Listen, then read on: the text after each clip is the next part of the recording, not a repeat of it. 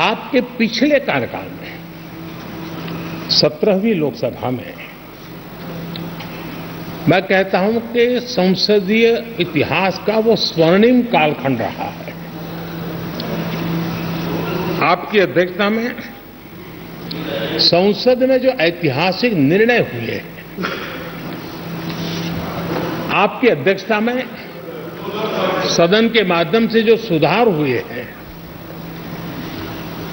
ये अपने आप में एक सदन की भी और आपकी भी विरासत है। और भविष्य में 70वीं लोकसभा के संबंध में जब विश्लेषण होंगे, उसके विषय में लिखा जाएगा तो भारत के भविष्य को नई दिशा देने में आपकी अध्यक्षता वाली 70वीं लोकसभा की बहुत बड़ी भूमिका रही है। आदरणीय अध्यक्ष जी, 17वीं लोकसभा में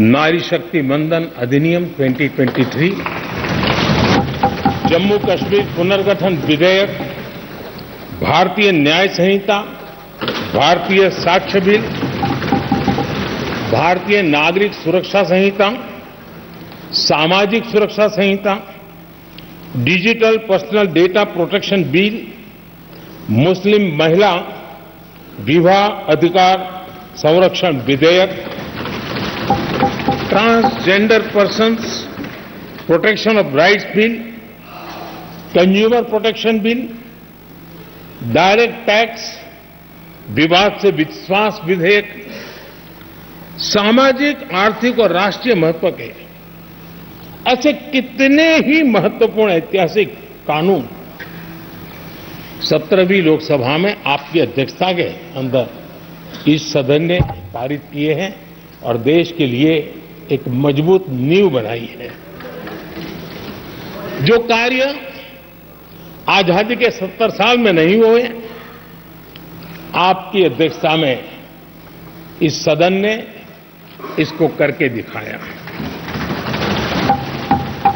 आदरणीय अध्यक्ष जी, लोकतंत्र की लंबी यात्रा में कई पड़ाव आते हैं। कुछ अवसर ऐसे होते हैं जब हमें कीर्तिमान स्थापित करने का सौभाग्य मिलता है।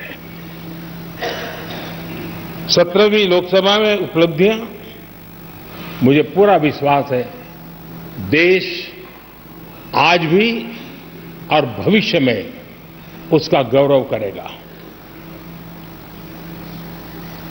आज देश अपनी आकांक्षाओं की पूर्ति के लिए भारत को आधुनिक बनाने की दिशा में जब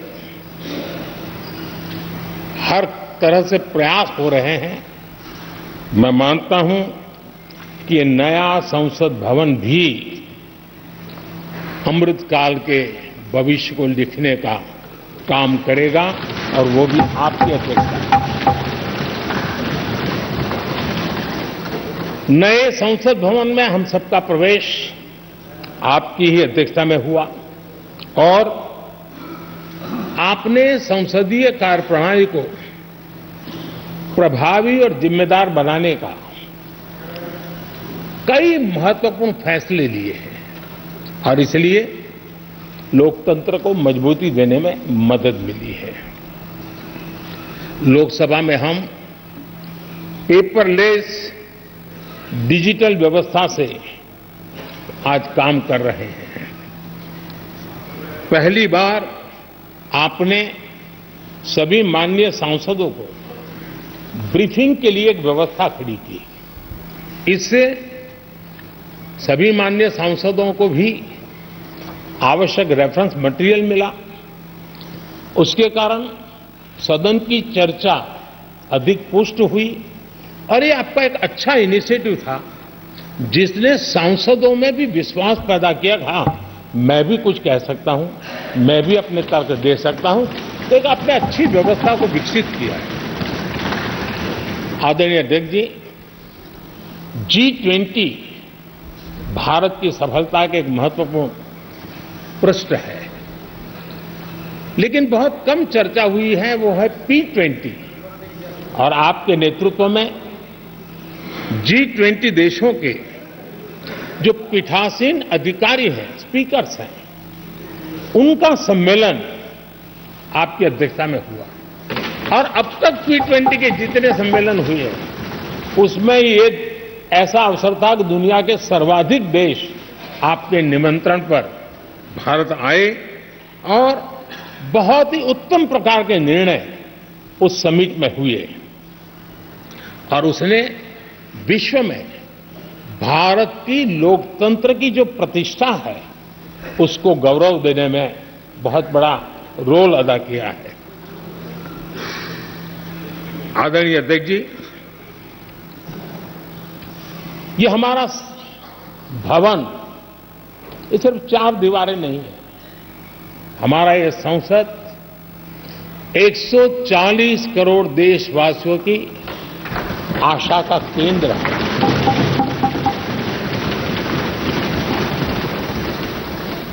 संसद की कार्यवाही, जवाबदेही और आचरण हमारे देशवासियों के मन में लोकतंत्र के प्रति जो उनकी निष्ठा है उसको और अधिक मजबूत बनाता है।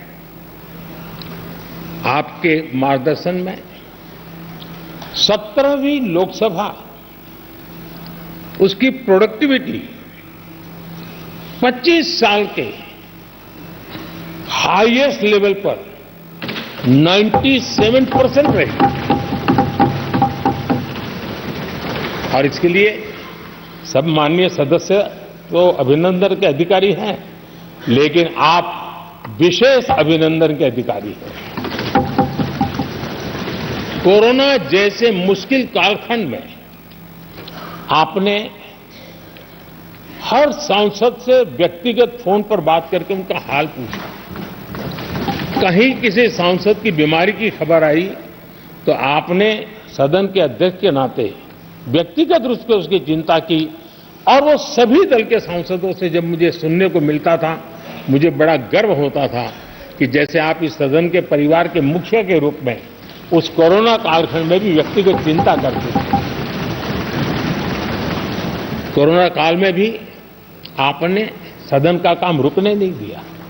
सांसदों ने भी आपके हर सुझाव को सर आंखों पर चढ़ाया। किसी को ऊपर बैठने के लिए कहा तो वो वहां जाके बैठा, किसी को दूसरे जगह भी जाके बैठने के लिए कहा तो वो भी बैठा, लेकिन देश के काम को किसी ने रुकने नहीं दिया। लेकिन आपने ये जो फैसले किए उसका परिणाम है कि हम उस कठिन कालखंड में भी कार्य कर पाए। और एक खुशी की बात है कि कोरोना काल में सदन ने 170% प्रोडक्टिविटी, ये अपने आप में दुनिया के लिए एक बहुत बड़ी खबर है। आदरणीय अध्यक्ष जी, हम सब चाहते हैं कि सदन में आचरण, सदन के नियमों का पालन हम सब करें और आपने बड़े सटीक तरीके से संतुलित करके और कभी कभी कठोरता के साथ भी फैसले लिए हैं। मैं जानता हूं कि ऐसे निर्णय आपको पीड़ा भी देते हैं, लेकिन सदन की गरिमा और व्यक्तिगत पीड़ा में आपने सदन की गरिमा को पसंद किया और सदन की परंपरा को बनाने का प्रयास किया। ये साहसपूर्ण काम के लिए भी आदरणीय अध्यक्ष जी आप अभिनंदन के अधिकारी हैं।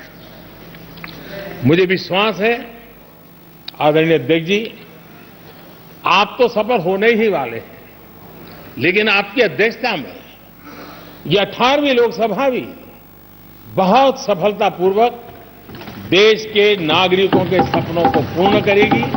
मैं फिर एक बार आपको इस महत्वपूर्ण दायित्व के लिए और देश को विकास की नई ऊंचाइयों पर ले जाने वाले इस सदन की अध्यक्षता के लिए हृदय से बहुत बहुत शुभकामनाएं देता हूं, बहुत बहुत बधाई देता हूं।